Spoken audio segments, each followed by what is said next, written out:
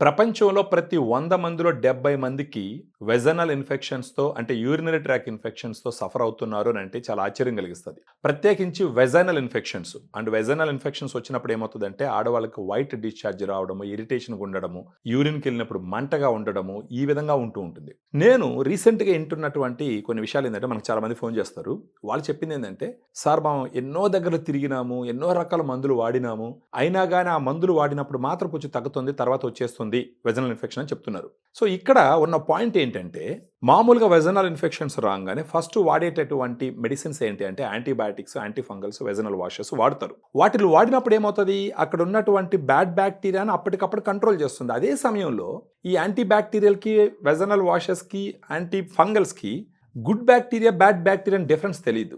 వెజైనాలో ఉన్నటువంటి అన్ని బ్యాక్టీరియాస్ని చంపేస్తుంది. కానీ మనం గుర్తించాల్సిన విషయం ఏంటంటే వెజైనాలో బ్యాడ్ బ్యాక్టీరియాతో పాటు గుడ్ బ్యాక్టీరియా కూడా ఉంటుంది. ఆ గుడ్ బ్యాక్టీరియా కౌంట్ బాగా ఉంది అని అంటే అప్పుడు ఆ యాంటీబయాటిక్స్ వాడిన తర్వాత కూడా ఇన్ఫెక్షన్ రాకుండా ఉండేదానికి ఉపయోగపడుతుంది. సో ఒకవేళ మీరు రిపీటెడ్గా మెడిసిన్స్ వాడుతున్నారు, వాడినప్పుడు మాత్రం వెజనల్ ఇన్ఫెక్షన్ తగ్గుతున్నాయి, మళ్ళా వచ్చేస్తుంది అని అంటే మీకు ఒక మంచి సొల్యూషన్తో మీ దగ్గరకు రావడం జరుగుతుంది.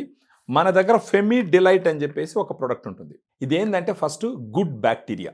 ఈ బ్యాక్టీరియాని ఎక్కడి నుంచి తెప్పించినాం? అమెరికా నుంచి ఇంపోర్ట్ చేసినాం.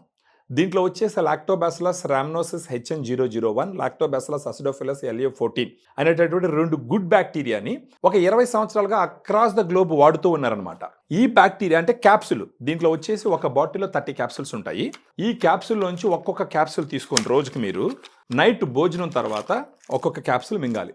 ఇలా ఒక 3 నెలల పాటు వాడుకున్నారు అని అంటే మీకు మళ్ళీ వెజనల్ ఇన్ఫెక్షన్స్ రాకుండా కాపాడేటటువంటి అవకాశాలు ఎన్నో ఉన్నాయి. సో మీకు ఇప్పుడు ఫెమిడిలైట్తో పాటు మీకు మళ్ళీ వెజనల్ ఇన్ఫెక్షన్స్ రాకుండా మళ్ళీ మీరు ఇబ్బంది పడుకుంటుంటానికి నాతో పాటు దీనితో పాటు ఇంకొక ఫ్రెండ్ UT బ్రీజ్ అనేసి ఇంకొక ప్రోడక్ట్ ఉంది.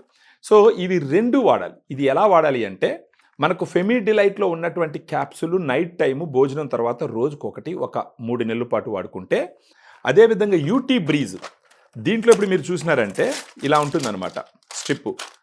దీంట్లో క్రాన్బెర్రీ ఎక్స్ట్రాక్ట్, డిమాన్యూజ్ అనే 2 సప్లిమెంట్స్ ఉంటాయి.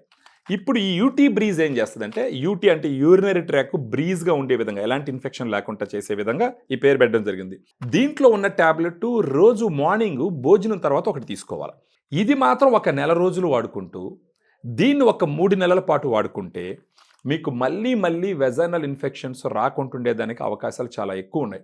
ఫెమిడిలైట్, UT బ్రీజ్ ఇవి 2 వచ్చేసి ఎక్సలెంట్ ఫ్రెండ్స్ లాగా పనిచేసి ఎలాంటి సైడ్ ఎఫెక్ట్స్ లేకుండా మీకు ఈ వెజనల్ ఇన్ఫెక్షన్ తగ్గించేదానికి అవకాశాలు ఉంటాయి.